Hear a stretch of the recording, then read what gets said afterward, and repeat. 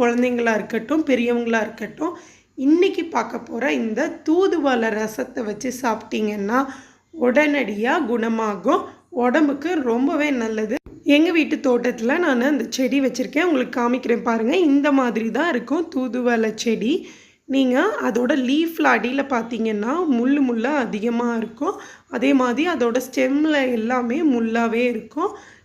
சுலபமாக அதோட இலைகளை பறிச்சிட முடியாது. அதிகமான முள் இருக்கும். அதனால் நான் சிசர்ஸை வச்சு ஒரு இலையாக இந்த மாதிரி நான் கட் பண்ணி எடுத்துக்கிறேன்.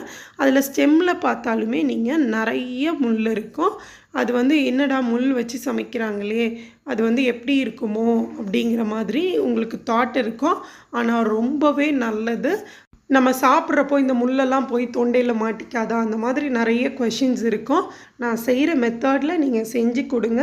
அந்த மாதிரி உங்களுக்கு எந்த ப்ராப்ளமும் இல்லாமல் அவ்வளோ டேஸ்டியான